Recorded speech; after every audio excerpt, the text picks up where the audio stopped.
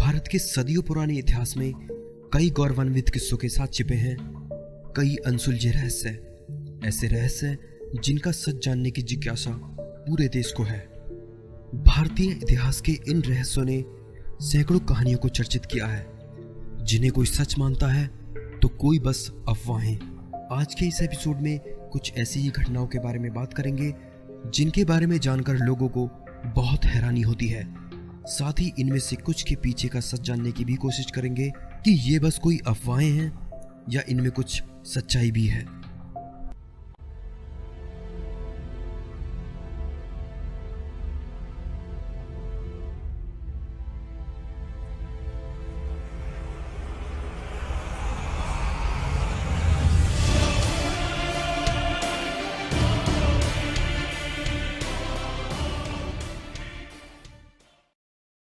भारत और चीन की सीमा पर मौजूद कोंग का दर्रा।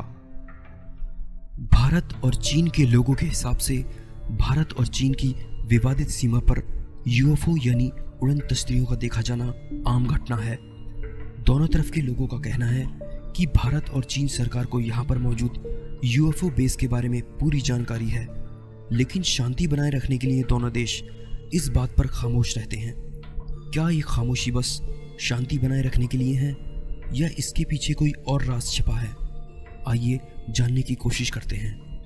भारत चीन की सीमा पर मौजूद कोंग का दर्रा पूरी दुनिया में यूएफओ बेस और एलियंस की एक्टिविटी के लिए मशहूर है।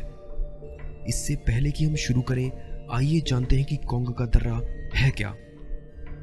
कोंग का दर्रा भारत के जम्मू कश्मीर राज्य के लद्दाख इलाके में स्थित एक पहाड़ी दर्रा है। यह हिमालय की छंग चेनमो श्रृंखला में मौजूद है।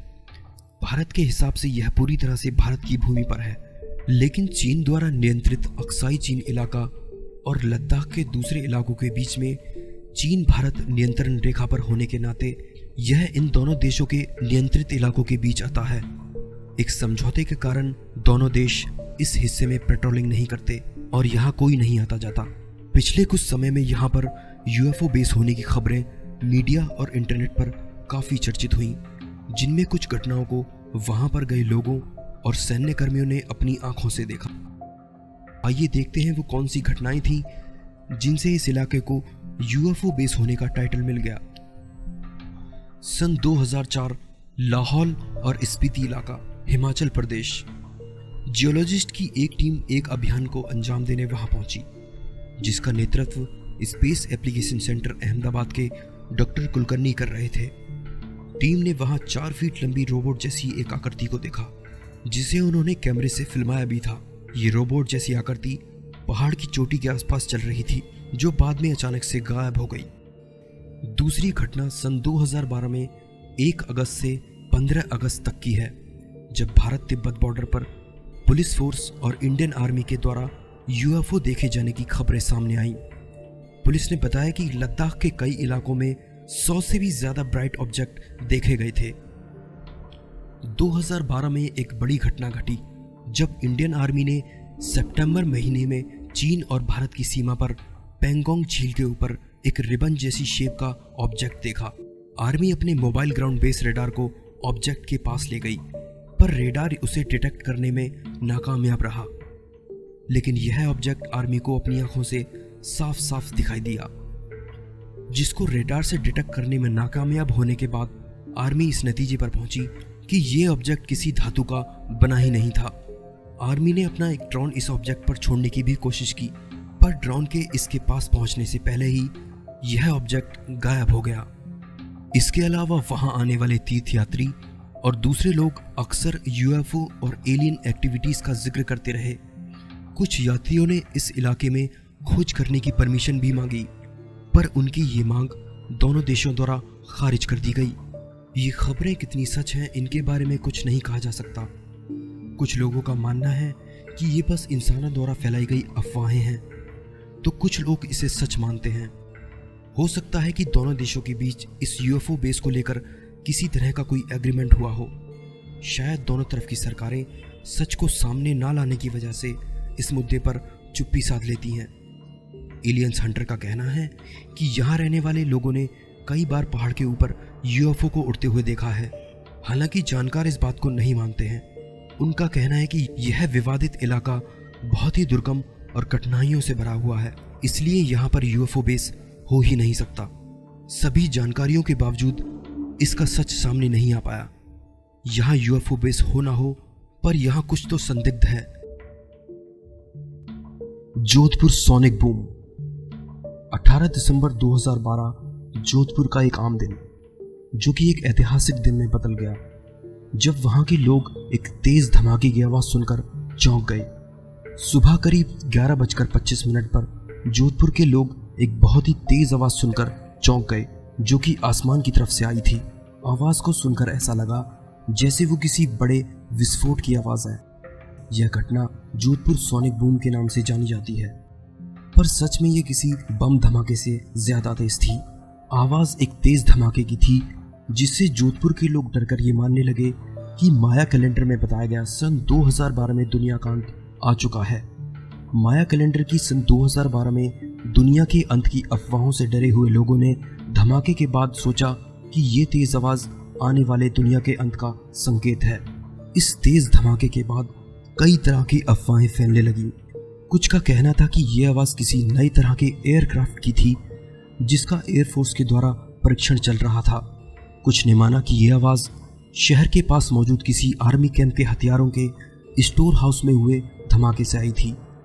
लेकिन वहां के सैन्य कर्मियों ने इस बात से साफ इनकार किया कि यह आवाज उनके यहाँ हुए किसी धमाके से आई थी।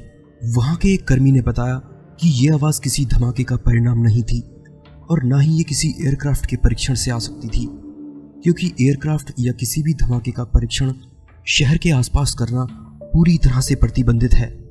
उन्होंने कहा कि अगर एयरफोर्स की बात की जाए तो वह इस तथ्य का पता लगाने की कोशिश कर रहे हैं जो सोनिक बूम से जुड़ा था। सोनिक बूम उस तेज आवाज को कहते हैं जब कोई वस्तु हवा में ध्वनि यानी साउंड की रफ्तार से तेज यात्रा करे। यह आवाज इतनी तेज होती है कि इससे हमारे घरों की खिड़कियों के कांच टूट सकते हैं। सोनिक बूम से भारी मात्रा में साउंड एनर्जी रिलीज होती है, जो किसी तेज धमाके की तरह सुनाई देती है। पर इस तरह की तेज आवाज शहर में जानमाल को भारी मात्रा में नुकसान पहुंचा सकती थी, क्योंकि इतनी तेज आवाज से घरों की खिड़कियों के शीशों और लोगों की सुनने की क्षमता को नुकसान पहुंच सकता था। पर ऐसा कोई नुकसान उस दिन जोधपुर में नहीं हुआ। आसमान से आई इस तेज धमाके की आवाज की कोई भी एक्सप्लेनेशन किसी ने नहीं दी, ना ही इसका कोई सोर्स पता लग पाया। कुछ का तर्क यह भी था कि इस तरह की आवाज एक बहुत बड़े स्केल की भूकंपीय घटना के दौरान सुनाई दे सकती है, पर जोधपुर में इतने बड़े स्केल की भूकंपीय घटना शायद ही कभी हुई हो। ये तेज धमाके की आवाज कहां से आई, अब तक किसी को नहीं पता। हो सकता है ये आवाज किसी ऐसी घटना के घटने से आई थी जिसका लोगों के सामने आना पूरी तरह से दबा दिया गया था। कुलधरा, एक शापित गांव। भारत के कई शहर अपने दामन में कई रहस्यमय घटनाओं को समेटे हुए हैं। ऐसी ही एक घटना है राजस्थान के जैसलमेर जिले के कुलधरा गांव की। यह गांव पिछले 170 सालों से वीरान पड़ा है। कहा जाता है कि गांव के सभी लोग एक ही रात में इस गांव को खाली कर कर चले गए थे। गांव बहुत समृद्ध था, पर एक दिन ऐसा कुछ हुआ जिससे यहाँ रहने वाले 1500 लोग एक ही रात में इस गांव को छोड़कर चले गए। ये खबरें मीडिया में काफी चर्चित हुई। कहा जाता है कि जब वह लोग गांव छोड़कर जा रहे थे तो वह श्राप देकर गए कि यहाँ फिर से कभी कोई नहीं बस पाएगा, और ऐसा देखा भी गया कि उसके बाद वहां कोई नहीं बस पाया। आइए जानते हैं कि ऐसी कौन सी वजह थी जो ये गांव वीरान हो गया और उसके बाद फिर से कभी नहीं बस पाया। क्या इसके पीछे वही श्राप है जिससे लोग यहाँ रह नहीं पाते, या फिर कोई और वजह है? आइए जानते हैं। कुलधरा जैसलमेर से लगभग 18 किलोमीटर दूरी पर स्थित है। पालीवाल समुदाय के इस इलाके में 84 गांव थे और उनमें से यह एक था। मेहनती और रईस पालीवाल ब्राह्मणों की कुलधार शाखा ने सन 1291 में तकरीबन 600 घर वाले इस गांव को बसाया था। कुलधरा गांव पूरे तरीके से वैज्ञानिक तौर पर बना था। ईंट पत्थर से बने इस गांव की बनावट ऐसी थी कि हवाएं सीधे घर के भीतर होकर गुजरती थी। कुलधरा के ये घर रेगिस्तान में भी वातानुकूलन का एहसास देते थे। पालीवाल ब्राह्मण होते हुए भी बहुत ही उद्यमी समुदाय था। अपनी बुद्धिमता, कौशल और अटूट परिश्रम के रहते पालीवालों ने धरती पर सोना उगाया था। हैरत की बात है कि पाली से कुलधरा आने के बाद पाली वालों ने रेगिस्तान की सरजमी के बीचों बीच इस गांव को बसाते हुए खेती पर केंद्रित समाज की परिकल्पना की थी। रेगिस्तान में खेती पाली वालों की समृद्धि का रहस्य था। पर जो गांव इतना विकसित था, तो फिर क्या वजह रही होगी कि गांव रातों रात वीरान हो गया? और उस दिन के बाद किसी ने यहां फिर से बसने की कोशिश क्यों नहीं की? वहां के स्थानीय निवासियों की बात मानी जाए तो बहुत सी अफवाहें वहां फैली हुई हैं। लोगों का कहना है कि उस समय गांव के दीवान के शोषण से गांव वाले तंग आ चुके थे। उन्हें अपनी कमाई का एक बड़ा हिस्सा कर के रूप में दीवान को चुकाना होता था, जो हर साल तेजी से बढ़ रहा था। इसके अलावा दीवान का क्रूर व्यवहार भी गांव वालों की परेशानी की बड़ी वजह बना। गांव वालों के लिए यह बड़ी मुश्किल की घड़ी थी। इस बारे में फैसला लेने के लिए सभी लोग 84 गांव वाले एक मंदिर पर इकट्ठा हो गए और पंचायतों ने गांव छोड़ने का फैसला किया। रातों रात सभी गांव वाले आंखों से ओझल हो गए। यहाँ के स्थानीय निवासी इस गांव के फिर से ना बस पाने के पीछे एक बहुत ही अंधविश्वास वाला तर्क देते हैं। वो ये है कि गांव वालों ने जाते जाते श्राप दिया कि आज के बाद इन घरों में कोई नहीं बस पाएगा। आज भी वहां की हालत वैसी ही है जैसी उस रात थी जब लोग इसे छोड़कर गए थे।